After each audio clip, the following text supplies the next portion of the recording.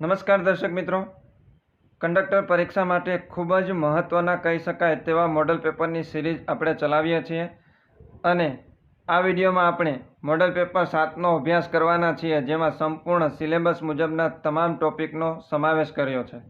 આ મોડલ પેપરની અંદર એવા જ પ્રશ્નોનો સમાવેશ કર્યો છે જે પરીક્ષાની અંદર પૂછાવાની સંભાવનાઓ ઘણી બધી રહેલી છે. તો તમામે તમામ પ્રશ્ન જોઈ લેજો. સાથે સાથે આ વિડીયોને લાઇક કરજો, શેર કરજો અને ચેનલમાં તમે નવા હો તો ચેનલને પણ સબસ્ક્રાઈબ કરજો. આપણી ચેનલ ઉપર રેગ્યુલર મોડલ પેપર આવતા રહેશે. તેમજ આ વિડીયોને આપણે 200 લાઇકનો ટાર્ગેટ રાખીએ છીએ. દર્શક મિત્રો, 200 લાઇક, એમાંની 1 લાઇક તમારી હશે એવો મને વિશ્વાસ છે. તમે 1 લાઇક જરૂરથી આપજો. પ્રથમ પ્રશ્ન છે, સ્ટેજ કેરેજ અને કોન્ટ્રાક્ટ કેરેજ વચ્ચે કયો તફાવત સાચો છે? બંને કેરેજ વિશે આપણે માહિતી આપી છે. એમાં પહેલું છે સ્ટેજ કેરેજ. સ્ટેજ કેરેજનો મતલબ થાય કે મુસાફરોને અલગ અલગ સ્ટોપ પરથી ઉતારી શકાય છે અને ચડાવી શકાય છે, અલગ અલગ સ્ટોપ ઉપરથી. દાખલા તરીકે એ સ્ટોપ ઉપરથી આપણે મુસાફરોને બેસાડીએ અને એ બસ છે એ બી જગ્યાએ જાય છે, તો વચ્ચે ગમે ત્યાં મુસાફરોને આપણે ઉતારી શકીએ છીએ અને ચડાવી પણ શકીએ છીએ. એને કહેશું આપણે સ્ટેજ કેરેજ. જ્યારે કોન્ટ્રાક્ટ કેરેજની અંદર શું હોય છે તો કે આખી બસને કોન્ટ્રાક્ટ એટલે કે ભાડે રાખવામાં આવે છે, જેને એક સ્થળેથી બીજે સ્થળે મુસાફરોને પહોંચાડવાની હોય છે. એટલે સ્ટેજ કેરેજ અને કોન્ટ્રાક્ટ કેરેજ વચ્ચેનો તફાવત છે, સ્ટેજ કેરેજમાં મુસાફરો અલગ અલગ સ્ટોપ પરથી ચડી શકે છે, ઉતરી શકે છે, જ્યારે કોન્ટ્રાક્ટ કેરેજમાં આખી બસ છે એ બુક થતી હોય છે. એટલે જવાબ છે એ.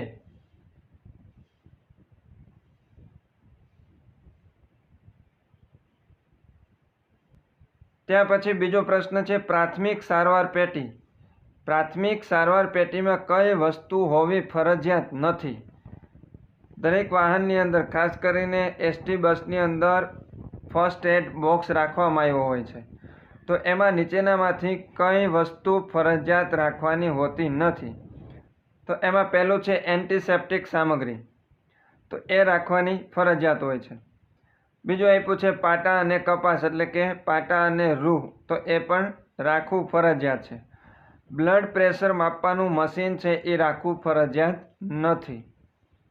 અને ચોથું છે પેઇન કિલર મલમ, તો એ પણ રાખવું ફરજિયાત હોય છે. પ્રાથમિક સારવાર પેટીની અંદર બ્લડ પ્રેશર માપવાનું મશીન રાખવાનું ફરજિયાત નથી.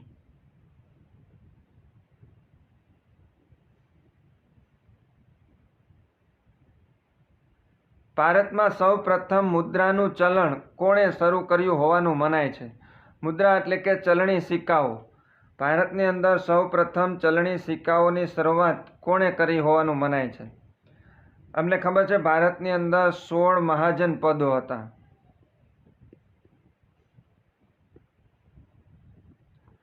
અને એ થઈ ગયા ઈસવીસન પૂર્વે 6ઠી સદીમાં. ઈસવીસન પૂર્વે 6ઠી સદીની અંદર 16 મહાજન પદો હતા. એ 16 મહાજન પદોમાંથી જ આ મુદ્રાનું ચલણ છે એ અસ્તિત્વમાં આવ્યું હતું. એટલે જવાબ આવશે જનપદોએ. અને આ જે ચલણી સિક્કાઓ છે એ ચલણી સિક્કાઓને આપણે કહીએ છીએ આહત. જે તે વખતે આહત તરીકે ઓળખાતા. તો તેને પંચકર્મના સિક્કાઓ, પંચમાર્ક તરીકે એ સિક્કાઓ છે પ્રસિદ્ધ થયા હતા. તો ભારતમાં સૌ પ્રથમ મુદ્રાનું ચલણ શરૂ કરનાર હતા જનપદો.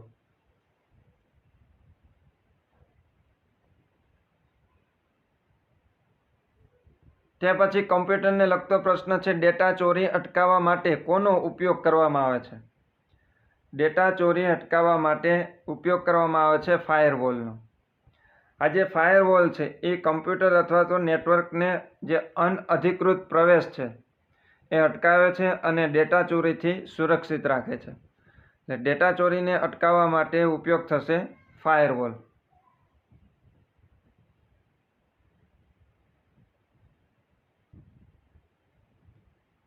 કંડક્ટરે ફરજ દરમિયાન રાજ્ય સરકાર દ્વારા નિયત કરેલ ગણવેશ પહેરવો અને ગણવેશની કઈ બાજુએ બેજ લગાડવો જરૂરી છે? કંડક્ટરે પોતાની ફરજ દરમિયાન એમનો જે ગણવેશ હોય છે એ ગણવેશ પહેરવો ફરજિયાત હોય છે ને સાથે સાથે ગણવેશની ડાબી બાજુએ એટલે કે હૃદયની ઉપરના ભાગમાં છે એ બેઝ લગાડવો જરૂરી હોય છે. જવાબ છે બી, ડાબી બાજુએ.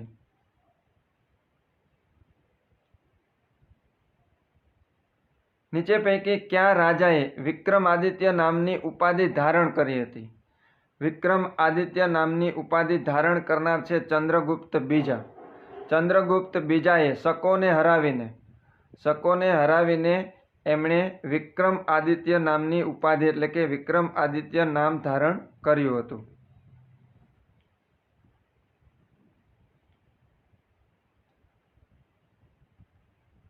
ત્યાં પછી ગૌતમ બુદ્ધનો જન્મ નેપાળના લુંબિની વનમાં થયો હતો, જે કપિલવસ્તુની નજીક આવેલું છે.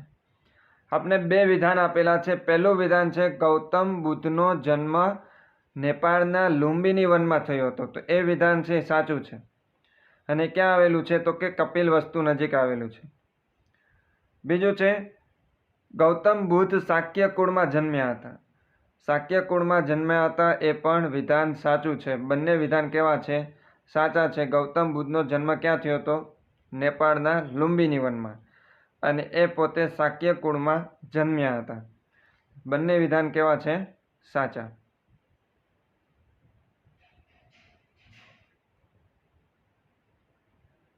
ત્યાં પછી દારૂના નશામાં વ્યક્તિ બસમાં ચડવાનો પ્રયાસ કરે તો કંડક્ટર શું કરી શકે? તો જ્યારે કોઈ વ્યક્તિ દારૂના નશામાં બસની અંદર ચડે તો કંડક્ટર છે એમને ઉતારી શકે છે અને ચડતો હોય તો એને અટકાવી પણ શકે છે અને જરૂર પડે તો પોલીસની મદદ પણ લઈ શકે છે. એટલે જવાબ છે સી, બસમાં પ્રવેશતા અટકાવી શકે છે અથવા તો ચડી ગયો હોય તો ઉતારી પણ શકે છે અને જરૂર પડે તો પોલીસની મદદ પણ લઈ શકે છે.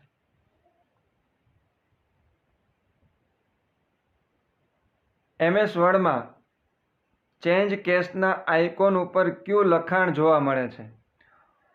હોમ ટેબ છે એ હોમ ટેબની અંદર ફન્ટ વિભાગ આવે છે. હોમ ટેબની અંદર ફન્ટ વિભાગ આવે છે અને આ ફન્ટ વિભાગની અંદર ચેન્જ કેસ નામનું આઇકન હોય છે અને એ આઇકન ઉપર છે એ કેપિટલ એ અને સ્મોલ એ છે એ લખેલ હોય છે. એટલે જવાબ છે એ.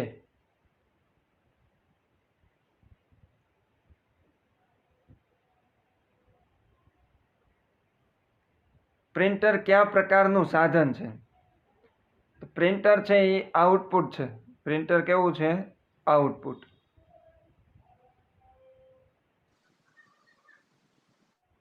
ત્યાર પછી માઇક્રોસોફ્ટના સ્થાપકનું નામ જણાવો. માઇક્રોસોફ્ટના સ્થાપક છે બિલ ગેટ્સ. બિલ ગેટ્સ અને પોલ એલન. પોલ એલન આ બંને વ્યક્તિઓએ મળી અને માઇક્રોસોફ્ટની સ્થાપના કરી હતી. બિલ ગેટ્સ અને પોલ એલન.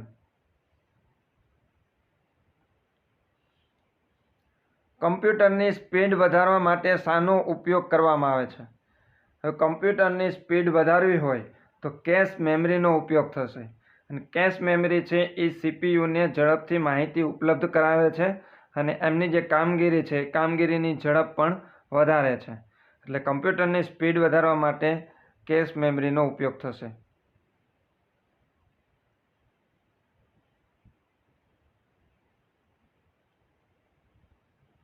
જો પાણીને ભોજન, ભોજનને વૃક્ષ, વૃક્ષને આકાશ, આકાશને કૂવો અને કૂવાને તળાવ કહેવામાં આવે તો ફળ ક્યાં લાગશે? રિઝનિંગને લગતો પ્રશ્ન છે ને એકદમ સરળ છે, ખાલી સમજવાનું છે. ફળ ક્યાં લાગશે? તો ફળ લાગશે વૃક્ષમાં. પરંતુ વૃક્ષને શું નામ આપવામાં આવ્યું છે? વૃક્ષને આકાશ નામ આપવામાં આવ્યું છે. વૃક્ષને આકાશ. એટલે આપણે ઓપ્શનમાંથી આકાશ પસંદ કરવાનું થશે. ફળ ક્યાં લાગશે? આકાશમાં.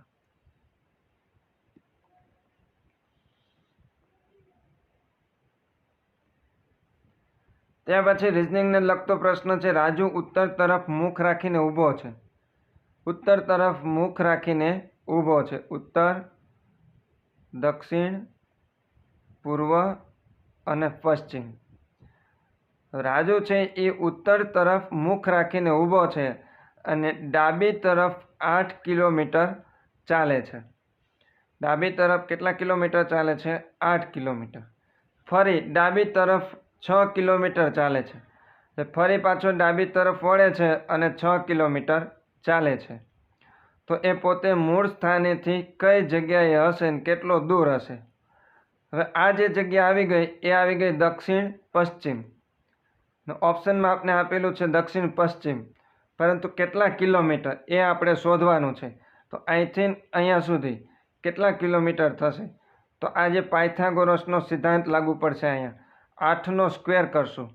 8નો સ્ક્વેર પ્લસ 6નો સ્ક્વેર. 8નો સ્ક્વેર થશે 64 અને 6નો સ્ક્વેર થશે 36. 64 ને 36 એ થશે 100. 64 ને 36 થશે 100 અને 100નું વર્ગમૂળ કાઢવાનું. 100નું વર્ગમૂળ કાઢશું એટલે આવશે 10. જે આપણે જવાબમાં આપ્યું છે 10 કિલોમીટર દક્ષિણ પશ્ચિમ.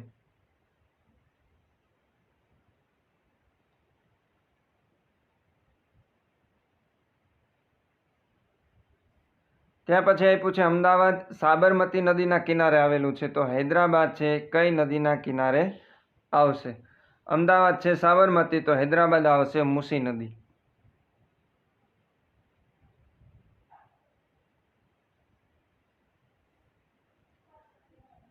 એક ટાંકી ભરતા એ પાઇપ 30 કલાક અને બી પાઇપ 45 કલાક લે છે. બંને સાથે ચાલુ કરવામાં આવે તો કેટલો સમય લાગશે? આ પ્રશ્ન આપણે ઘણી વખત પેપરની અંદર લીધેલા છે અને દર વખતે આપણે એકદમ શોર્ટ પદ્ધતિથી જ કરીએ છીએ. અને આ પદ્ધતિથી તમે કરશો તો ક્યારેય પણ આ દાખલો છે એ ખોટો નહીં પડે ને તમારો જવાબ સાચો 100% આવશે. કઈ રીતના કરવાનું છે? તો એ પાઇપ છે, તમારે પહેલાં લખી લેવાનું એ પાઇપ અને બી પાઇપ. જોજો, ખાસ ધ્યાનથી જોજો. એ પાઇપ છે એ 30 કલાકમાં ભરે છે અને બી પાઇપ છે એ 45 કલાકમાં ભરે છે. હવે 30 અને 45નો આપણે લસા લેવાનો છે. લસા પણ સરળ છે કે 30ના પાડામાં અને 45ના પાડામાં આવતી હોય એવી રકમ. તો 30 તેરી 90 અને 45 દુ 90, એટલે 30 અને 45નો લસા આવશે 90. 45 દુ 90 અને 30 તેરી 90. તો ટાંકીની ક્ષમતા થઈ ગઈ 90 લીટરની. એક ટાંકી છે એ ભરવાની છે, એની ક્ષમતા કેટલી થઈ? 90 લીટર. હવે 30ને કેટલા વડે ગુણ્યા તો 90 આવ્યા. તો 30ને 3 વડે ગુણ્યા, 30ને 3 વડે ગુણ્યા તો 90 આવ્યા. અને 45ને આપણે 2 વડે ગુણીએ તો 90 આવે. તો એ નળ છે એ 1 કલાકમાં 3 લીટર ભરે છે અને બી નળ છે એ 1 કલાકમાં 2 લીટર ભરે છે. બંનેને સાથે ચાલુ કરવામાં આવે તો 1 કલાકની અંદર 5 લીટર ભરે. કુલ ટાંકી છે 90 લીટરની. બંને છે પાઇપ શરૂ કરવામાં આવે તો 1 કલાકની અંદર 5 લીટર ભરે. તો કુલ કેટલી કલાક લાગશે? તો 90 ભાગ્યા 5 કરવાના આપણે. 90 ભાગ્યા 5 કરશું એટલે 18 પંચા 90. 18 પંચા 90. એ પાઇપ અને બી પાઇપ એક સાથે શરૂ કરવામાં આવે તો 18 કલાકની અંદર આ ટાંકી છે એ ભરાઈ જશે.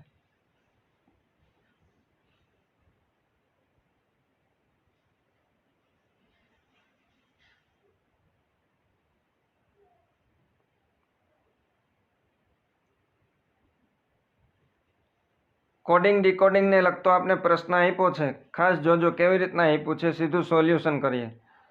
અહીં જે પહેલો શબ્દ આપ્યો છે એ આપ્યો છે ઓરિએન્ટલ.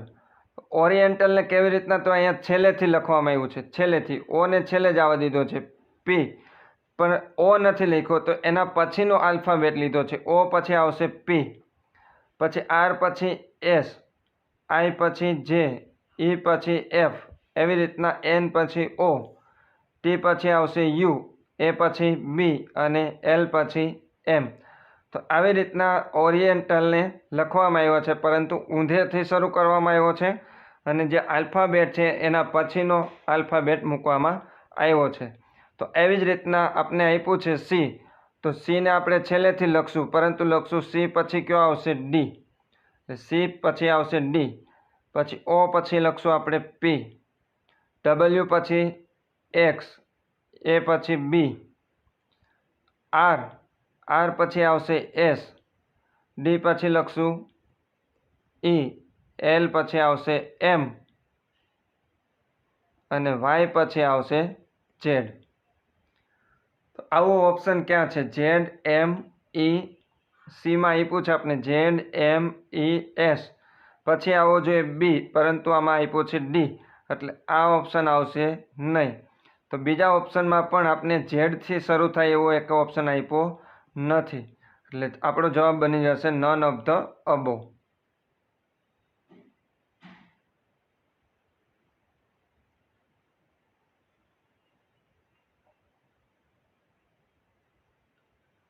અકસ્માત દરમિયાન કરોડરજ્જુમાં ઈજા થઈ હોય તો શું કરવું જોઈએ? જ્યારે અકસ્માત દરમિયાન કોઈ વ્યક્તિને કરોડરજ્જુમાં ઈજા થઈ હોય તો જ્યાં સુધી મેડિકલ ટીમ ના આવે, ઇમરજન્સી ટીમ ના આવે ત્યાં સુધી એમને ખસેડવો જોઈએ નહીં. એટલે જવાબ છે ઘાયલને ખસેડવો નહીં અને અન્ય વાહનોને ચેતવણી આપવી.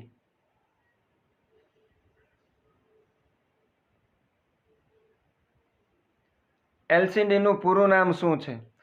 એલસીડી છે એ કમ્પ્યુટરના મોનિટરની અંદર વપરાય છે, ટીવીની અંદર પણ વપરાય છે. એલસીડીનું પૂરું નામ છે લિક્વિડ ક્રિસ્ટલ ડિસ્પ્લે.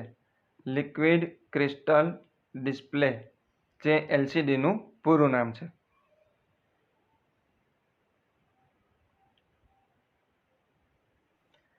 ત્યાર પછી અશોકના અભિલેખમાં તેના કયા પુત્રનો ઉલ્લેખ જોવા મળે છે? અશોકના જુદા જુદા જે અભિલેખો છે એમાંનો એક અભિલેખ છે કૌશાંબીના રાણીનો અભિલેખ. કૌશાંબીનો જે રાણીનો અભિલેખ છે અશોકનો, એ અશોકના અભિલેખની અંદર એમનો જે પુત્ર છે તિવર, એ તિવરનો ઉલ્લેખ જોવા મળે છે. એટલે જવાબ આવશે બી, તિવર.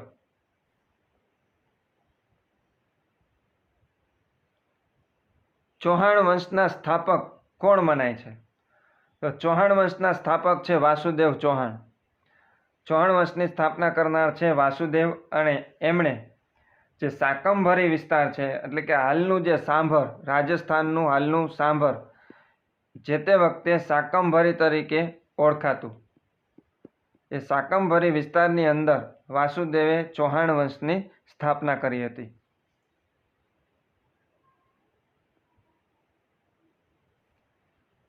ત્યાર પછી GJ3 કયા જિલ્લાનો આરટીઓ કોડ છે? દરેક જિલ્લાના આરટીઓ કોડ છે ખાસ યાદ રાખી લેજો, આવો પ્રશ્ન એકાદો પરીક્ષાની અંદર હશે જ. તો GJ3 છે એ છે રાજકોટ જિલ્લાનો. GJ3 રાજકોટ જિલ્લાનો છે. જુનાગઢ જિલ્લાનો છે 11. ખેડા અને નડિયાદ, આ ખાસ યાદ રાખજો, ખેડા અને નડિયાદ એ છે 7 નંબર. ખેડા અને નડિયાદ જિલ્લાનો છે 7 નંબર. અને કચ્છ અને ભુજ આવશે. કચ્છ અને ભુજ માટે આવશે 12 નંબર. GJ3 આવશે રાજકોટ.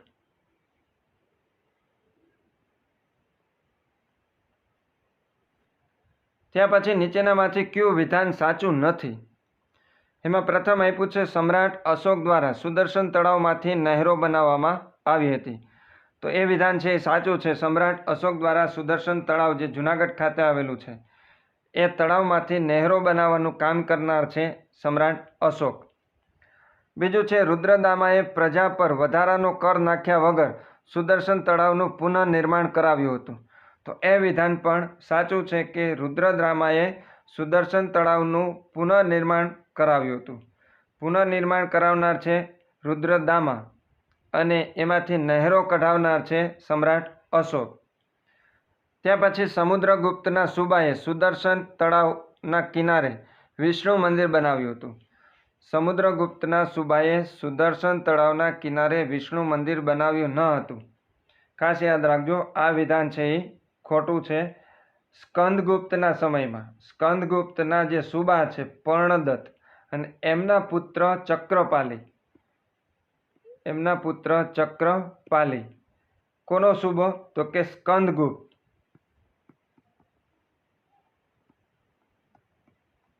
સ્કંદગુપ્તના સુબાએ છે એમણે વિષ્ણુ મંદિર બનાવડાવ્યું હતું. એટલે ત્રીજું વિધાન છે એ ખોટું છે. ચોથું આપ્યું છે મૌર્ય વંશ, શક વંશ અને ગુપ્ત વંશ દરમિયાન ગુજરાતની રાજધાની ગિરિનગર હતી. તો એ વિધાન પણ સાચું છે કે મૌર્ય વંશ, શક વંશ અને ગુપ્ત વંશ દરમિયાન ગુજરાતની જે રાજધાની છે એ ગિરિનગર હતી, જે હાલનું જુનાગઢ છે.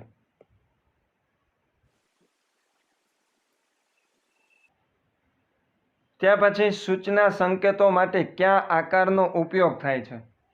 હવે હાઈવે ઉપર આપણે જ્યારે જતા હોય ત્યારે અલગ અલગ સાઇનબોર્ડ લગાડેલા હોય. એમાં ગોળમાં આપેલું હોય, ત્રિકોણ આકારમાં પણ આપેલું હોય અને લંબચોરસમાં પણ આપેલું હોય છે. તો જે સૂચના સંકેતો છે એ કયા આકારોમાં આપેલો હોય છે? સૂચના સંકેતો આપેલા હોય છે લંબચોરસમાં.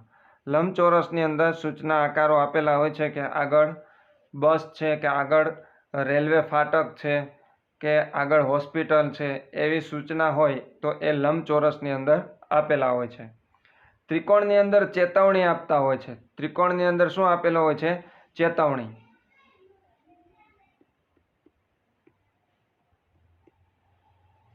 જેમ કે આગળ સાંકડો પુલ છે અથવા તો આગળ કામ ચાલુ હોય તો એ ચેતવણી આપવા માટે ત્રિકોણનો ઉપયોગ થાય છે. અને જ્યારે ગોળ છે એ નિયમો દર્શાવવા માટે હોય છે. ગોળ છે એ કેના માટે હોય છે? નિયમો દર્શાવવા માટે.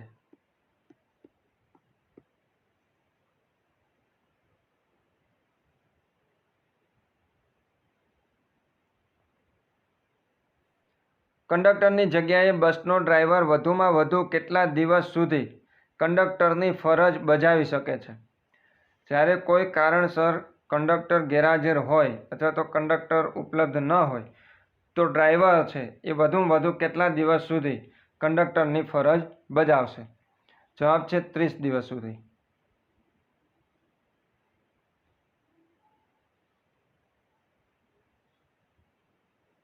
નીચે આપેલ શબ્દના અર્થ પૈકી અયોગ્ય વિકલ્પ પસંદ કરો. આપણે અલગ અલગ શબ્દો આપ્યા છે ને એની સામે એનો અર્થ આપ્યો છે. એમાં આપણે અયોગ્ય વિકલ્પ પસંદ કરવાનો છે. પહેલું છે અમોઘ. અમોઘ એટલે મૂલ્યવાન, તો એ સાચું છે. અમોઘ એટલે મૂલ્યવાન. પછી આપ્યું છે નિશિચર એટલે ભગવાન. નિશિચર એટલે ભગવાન નહીં થાય, એ ખોટું છે. નિશિચર એટલે રાત્રે ફરનારું, જેને આપણે કહેશું રાક્ષસ, બરાબર, પણ એનો સાચો અર્થ થશે રાત્રે ફરનારું. નિશિચર ભગવાન થશે નહીં, એટલે બીજું ઓપ્શન છે એ ખોટું છે. ત્રીજું આપ્યું છે વૈવિશાળ એટલે સગાઈ, તો એ પણ સાચું છે. ઉર એટલે હૃદય, તો એ પણ સાચું છે. આપણા પ્રશ્નનો જવાબ થશે બી, નિશિચર એટલે ભગવાન નહીં આવે પરંતુ આવશે રાત્રે ફરનારું.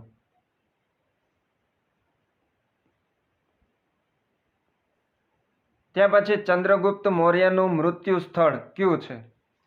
ઇતિહાસમાં આ પ્રશ્ન ખૂબ જ મહત્વનો છે અને ઘણી વખત ચર્ચાનો વિષય પણ બન્યો છે.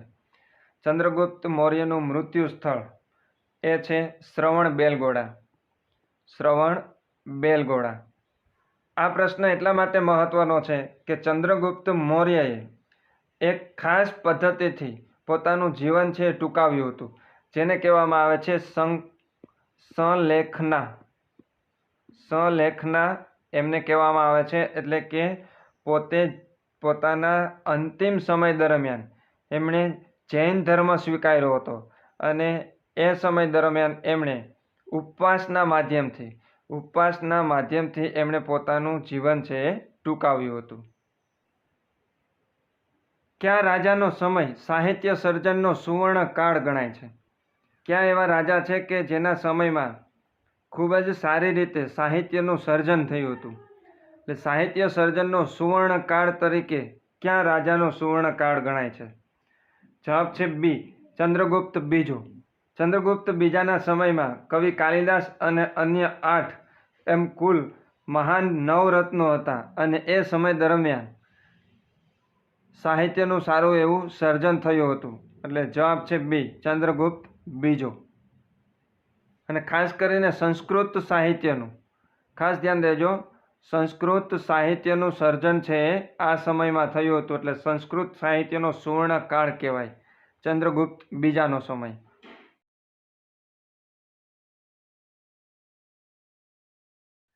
સ્વાસ્થ્ય કર્મીઓ દ્વારા દરેક દર્દીનું સ્થિતિનું મૂલ્યાંકન કરીને સૌ પ્રથમ કોને સારવાર આપવી તે નક્કી કરવાની પ્રક્રિયાને શું કહે છે?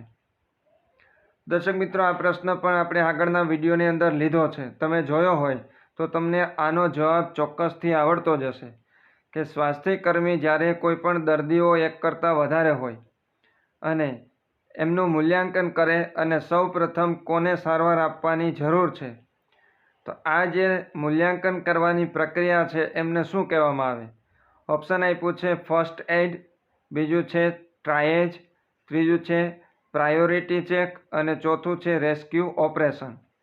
તો ચારમાંથી યોગ્ય વિકલ્પ પસંદ કરી અને તમારે કમેન્ટ બોક્સની અંદર લખવાનું છે.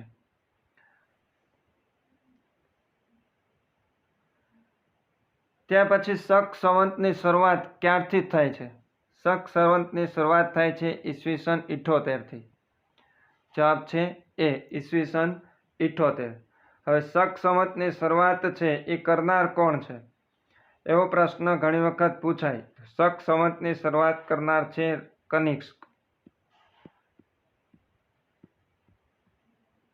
જે કુષાણ વંશના હતા. એના સમયમાં છે એ શક સંવતની શરૂઆત થઈ હતી ઈસવીસન 78માં.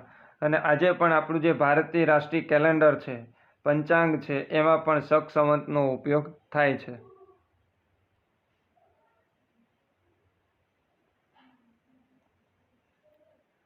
સોમનાથ મંદિર પર ક્યારે આક્રમણ થયું હતું? સોમનાથ મંદિર પરનું આક્રમણ છે એ ખૂબ જ પ્રખ્યાત છે. મહમૂદ ગઝનવીએ ઈસવીસન 1025-26 દરમિયાન ગુજરાતનું જે પ્રસિદ્ધ સોમનાથ મંદિર છે એ સોમનાથ મંદિર ઉપર એમણે આક્રમણ કરી અને લૂંટ ચલાવી હતી. તો સોમનાથ મંદિર ઉપર આક્રમણ થયું હતું ઈસવીસન 1025માં.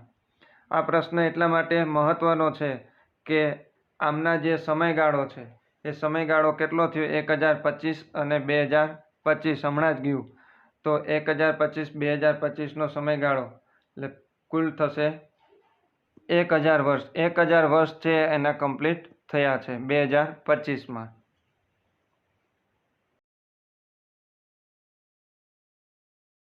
ત્યાં પછી એક વ્યક્તિ પૂર્વ તરફ 3 કિમી ચાલે છે, ત્યાં પછી ડાબી બાજુ વળી અને 4 કિલોમીટર ચાલે છે. હવે તે શરૂઆતના સ્થળેથી કેટલા અંતરે દૂર હશે? આગળ જે આપણે દાખલો જોયો, પ્રશ્ન જોયો એ જ મુજબનો છે. એક વ્યક્તિ છે એ 3 કિલોમીટર ચાલે છે પૂર્વ તરફ, ડાબી બાજુ વળી અને 4 કિલોમીટર ચાલે છે. તો હવે મૂળ સ્થાનેથી એ કેટલો દૂર હશે? આપણે આ શોધવાનું છે. એના મૂળ સ્થાનેથી એ કેટલો દૂર હશે? તો સૌ પ્રથમ શું કરશું? 3નો સ્ક્વેર અને 4નો સ્ક્વેર બંનેનો સરવાળો કરશું. જે જવાબ આવશે એનું વર્ગમૂળ કાઢશું. તો 3નો સ્ક્વેર થશે 9 અને 4નો સ્ક્વેર થશે 16. 9 અને 16 થશે કુલ 25 અને 25નું આપણે વર્ગમૂળ કાઢશું એટલે આવશે 5. મૂળ સ્થાનેથી એ 5 કિલોમીટર દૂર હશે. આપને ઓપ્શનમાં 5 કિલોમીટર કંઈ આપેલું નથી, પરંતુ સાચો જવાબ આવશે 5 કિલોમીટર.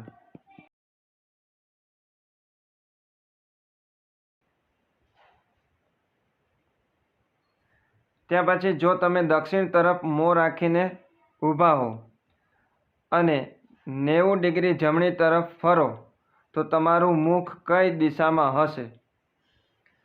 તમે દક્ષિણ તરફ મુખ રાખીને ઊભા છો, દક્ષિણ તરફ મુખ રાખીને ઊભા છો. હવે દક્ષિણ તરફ તમે મુખ રાખીને ઊભા હો તો તમારી જમણી બાજુ આ થશે અને ડાબી બાજુ આ બાજુ આવશે.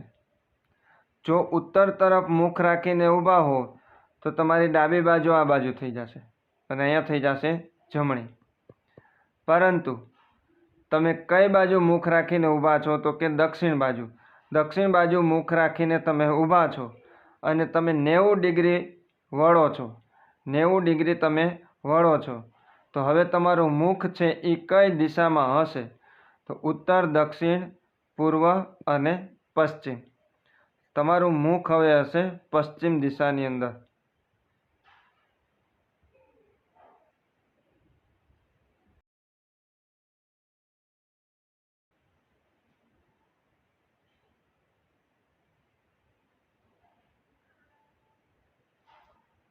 એ, બી અને સી મળીને એક કામ 6 દિવસમાં કરે છે. તેમની કાર્યક્ષમતાનો ગુણોત્તર છે 2:3:4. કુલ મહેનતાણું આપ્યું છે આપણે 1800. તો સીના ભાગે કેટલા રૂપિયા આવશે? એકદમ સરળ છે, ખાસ ધ્યાન દેજો કેવી રીતના ગણતરી કરીએ. આમાં કોઈ સૂત્રનો ઉપયોગ નથી કરવાનો. એ, બી અને સી ખાસ જોજો. એ, બી અને સી એમની કાર્યક્ષમતાનો ગુણોત્તર છે 2:3:4. એની કાર્યક્ષમતા 2, બીની કાર્યક્ષમતા 3 અને સીની કાર્યક્ષમતા 4. કુલ મહેનતાણું છે 1800 રૂપિયા. હવે સીના ભાગે કેટલા આવશે એ આપણે ગોતવાના છે. તો સૌ પ્રથમ ટોટલ કરી લેવાનો. 2 ને 3 5 ને 4 9, કુલ થશે 9. હવે સીના ભાગે કેટલા આવશે એ આપણે ગોતવાના છે. 1800 ગુણ્યા સીનો ભાગ કેટલો, એટલે કે સીની કાર્યક્ષમતા કેટલી 4 અને કુલ કાર્યક્ષમતા કેટલી 9, એટલે એને ભાગ્યા કરશું 9. 1800 ગુણ્યા 4 ભાગ્યા 9, 9 દુ 18, એટલે અહીંયા વધ્યા 200. 200 ગુણ્યા 4 કરશું એટલે આવશે 800. 200 ગુણ્યા 4 એટલે 800 આવશે. ઓપ્શનમાં આપ્યું છે સી. દર્શક મિત્રો, આવા જ 2-3 પ્રશ્નો આગળ આવશે, ખાસ જોજો એટલે સમજાઈ જશે. આ જ પદ્ધતિથી આપણે દાખલો કરશું, એટલે આગળ જે પ્રશ્ન આવે એ પણ ખાસ જોઈ લેજો.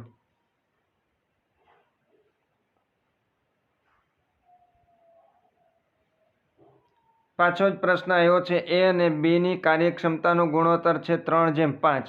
જોઈ લે. એ અને બી એમની કાર્યક્ષમતાનો ગુણોત્તર છે 3:5. આ બેનો કુલ ટોટલ થશે 8.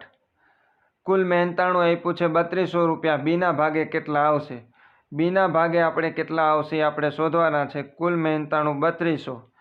બીનો કાર્યક્ષમતા છે 5, એટલે ગુણ્યા 5 કરીએ અને એને ભાગ્યા 8 કરવાના.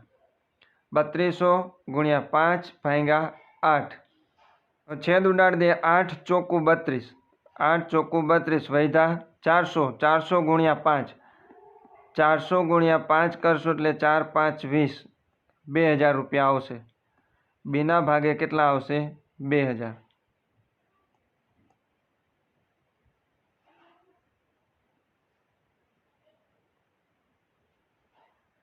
ત્યાં પછી એક ટ્રેન 300 મીટર લાંબી છે. ટ્રેન આપણે આપી છે 300 મીટર લાંબી અને એની સ્પીડ આપી છે, એટલે કે ઝડપ આપી છે 20 મીટર પ્રતિ સેકન્ડ. હવે થાંભલાને પસાર કરવામાં કેટલો સમય લાગશે? હવે થાંભલો આપ્યો છે, એટલે થાંભલાની કોઈ લંબાઈ આપણે ગણવાની નથી. થાંભલાની અથવા તો કોઈ વ્યક્તિ આપ્યો હોય તો એમની કોઈ લંબાઈ ગણવાની થશે નહીં. પ્લેટફોર્મ આપ્યું હોય તો એની લંબાઈ ગણવાની થાય. અહીંયા કોઈ થાંભલો આપ્યો હોય અથવા તો કોઈ વ્યક્તિ આપી હોય તો એની કોઈ લંબાઈ ગણવાની થશે નહીં. હવે 300 મીટર લાંબી ટ્રેન છે અને એની ઝડપ પણ આપણે મીટરમાં જ આપી છે, મીટર પ્રતિ સેકન્ડમાં આપી છે. તો સીધું જ આપણે જવાબ લેવાનો છે. 300 ભાગ્યા 20 કરશું એટલે આપણો સીધો જવાબ આવી જશે. 300 મીટર લાંબી છે અને એની ઝડપ છે 20 મીટર પ્રતિ સેકન્ડ. 300 ભાગ્યા 20 કરીએ, 1 0 0 ઉડાડી દઈએ અને આવશે 15 દુ 30. જવાબ આવશે 15 સેકન્ડ.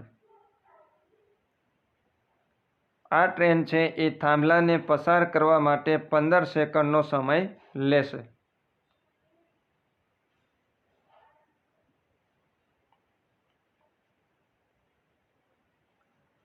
નીચેનામાંથી ભારતના કયા રાજ્યો આંતરરાષ્ટ્રીય સરહદની સાથે દરિયાઈ સરહદ પણ સ્પર્શ કરે છે? નીચેનામાંથી કયા રાજ્યો, આપણે 4 રાજ્યો આપ્યા છે કે એમાંના કયા રાજ્યો છે એ દરિયાઈ સરહદ પણ ધરાવે છે અને સાથે સાથે આંતરરાષ્ટ્રીય સરહદ પણ ધરાવે છે? તો એમાં પ્રથમ આપ્યું છે રાજસ્થાન, ત્યાર પછી ગુજરાત, ત્યાર પછી મિઝોરમ અને આપ્યું છે પશ્ચિમ બંગાળ. તો એમાંના 2 રાજ્યો છે, એક છે ગુજરાત અને બીજું છે પશ્ચિમ બંગાળ. ગુજરાત છે એ પાકિસ્તાન સાથે સરહદ ધરાવે છે અને સાથે સાથે અરબી સમુદ્રનો દરિયા કિનારો પણ ધરાવે છે. અને બીજું આપ્યું છે પશ્ચિમ બંગાળ. પશ્ચિમ બંગાળ છે એ બાંગ્લાદેશ સાથે આંતરરાષ્ટ્રીય સરહદ ધરાવે છે અને એ બંગાળની ખાડીનો જે દરિયા કિનારો છે એ પણ ધરાવે છે.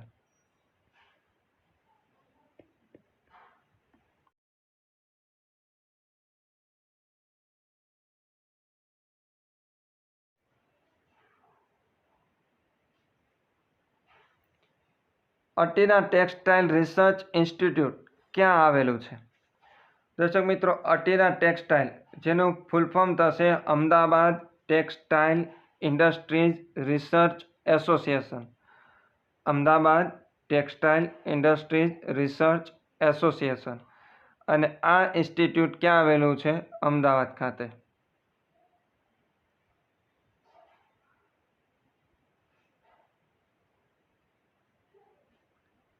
જેશ્વરની ટેકરીઓ કયા સ્થળોની વચ્ચે આવેલી છે? હજી જેશ્વરની ટેકરીઓ છે એ અરવલ્લી પર્વતમાળાનો એક ભાગ છે. જેશ્વરની જે ટેકરીઓ છે એ અરવલ્લી પર્વતમાળા છે એનો એક ભાગ છે અને આ જેશ્વરની ટેકરી છે એ આવેલી છે બનાસકાંઠા જિલ્લામાં.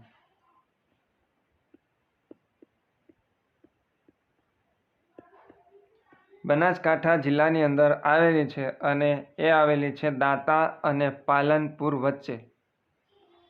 દાંતા અને પાલનપુર વચ્ચે જેશ્વરની ટેકરી આવેલી છે. કયા જિલ્લામાં? બનાસકાંઠા જિલ્લાની અંદર.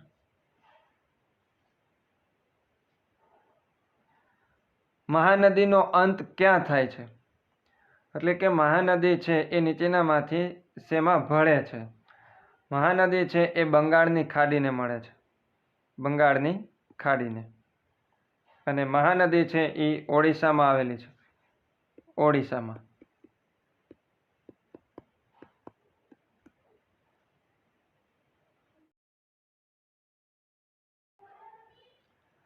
ગુજરાતમાં પેટ્રોકેમિકલ્સ ઉદ્યોગ ક્યાં વિકસ્યો છે? ગુજરાતની અંદર પેટ્રોકેમિકલ્સ ઉદ્યોગ એ વિકસ્યો છે કોયલી ખાતે. જવાબ છે સી, કોયલી. પેટ્રોકેમિકલ્સ ઉદ્યોગનો વિકાસ થયો છે કોયલી ખાતે. મગફળીનું ઉત્પાદન ભારતમાં સૌથી વધુ ક્યાં થાય છે? ગુજરાતની અંદર સૌથી વધુ મગફળીનું ઉત્પાદન થાય છે અને એ થાય છે જુનાગઢ જિલ્લાની અંદર. એટલે અહીંયા સાચો જવાબ આવશે ગુજરાત.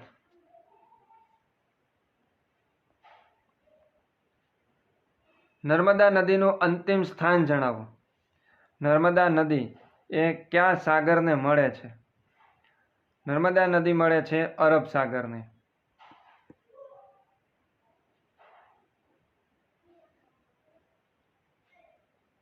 ત્યાર પછી 4 પુખ્ત અને 7 વર્ષના 2 બાળકો. 4 પુખ્ત અને 7 વર્ષના 2 બાળકો બસમાં મુસાફરી કરે છે. જો ટિકિટનો ભાવ 50 હોય તો કુલ ભાડું કેટલું થાય? 4 પુખ્ત છે એટલે એમની આખી ટિકિટ ગણાશે એટલે 4 ગુણ્યા 50 કરશું એટલે આવશે 200 રૂપિયા. અને 2 બાળકો છે, 2 બાળકો છે એમની ટિકિટ અડધી ગણાશે, 25 રૂપિયા ગણાશે એટલે એના કુલ થશે 50 રૂપિયા. કુલ ટિકિટ થશે 250 રૂપિયા.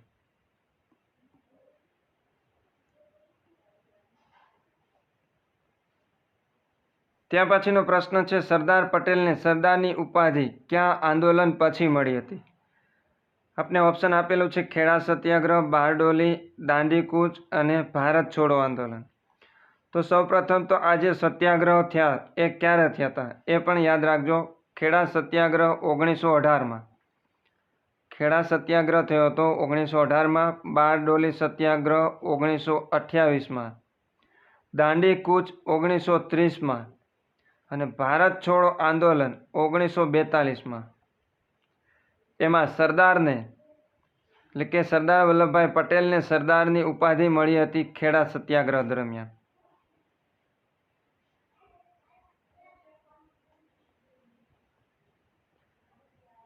ત્યાં પછી લોથલની શોધ કોના દ્વારા કરવામાં આવી હતી? લોથલની શોધ કરવામાં આવી હતી એસ.આર. રાવ દ્વારા. જવાબ છે સી, એસ.આર. રાવ કે જેમણે લોથલની શોધ કરી હતી. કમ્પ્યુટર અને ઇન્ટરનેટમાં યુઆરએલનું પૂરું નામ શું છે? યુઆરએલનું પૂરું નામ છે યુનિફોર્મ રિસોર્સ લોકેટર. જવાબ છે એ, યુનિફોર્મ રિસોર્સ લોકેટર.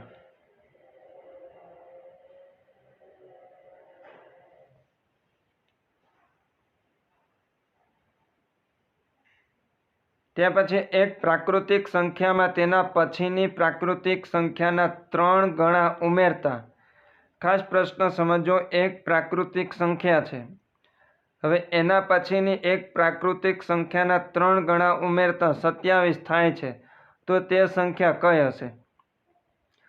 સૌપ્રથમ આપણે ઓપ્શનમાંથી જ પસંદ કરીએ કે માની લઈએ કે 5 છે, તો 5 પછી આવશે 6.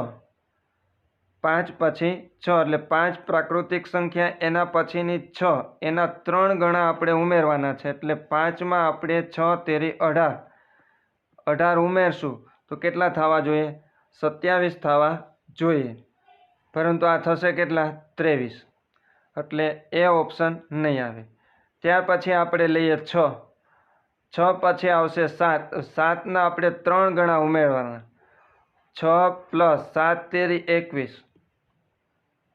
6 + 21 કરશું એટલે આવશે 27. જે આપણે કીધું છે કે એક પ્રાકૃતિક સંખ્યામાં તેના પછીની પ્રાકૃતિક સંખ્યાના 3 ગણા ઉમેરતા 27 થાય છે. તો અહીંયા 27 થઈ જાય છે. તો એ સંખ્યા કઈ છે? એ સંખ્યા છે 6.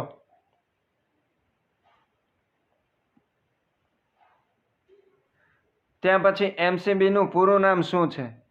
એમસીબીનું પૂરું નામ છે મિનિએચર સર્કિટ બ્રેકર. એટલે જ્યારે કોઈ પણ સમયે શોર્ટ સર્કિટ થાય ત્યારે એમસીબી છે એ કામ કરતી હોય છે અને પાવર સપ્લાયને બંધ કરે છે. Miniature circuit breaker. ત્યાં પછી છેલ્લો પ્રશ્ન છે, ભારતનો સૌથી લાંબો દરિયા કિનારો કયા રાજ્યનો છે? દર્શક મિત્રો, આ પ્રશ્ન પણ ચર્ચામાં રહેલો છે. ભારતનો સૌથી લાંબો દરિયા કિનારો ગુજરાત, મહારાષ્ટ્ર, તમિલનાડુ કે આંધ્રપ્રદેશ? આનો જવાબ તમારે કમેન્ટ બોક્સની અંદર લખવાનો છે. સાથે સાથે એ રાજ્યનો દરિયા કિનારો કેટલો છે એ પણ લખજો.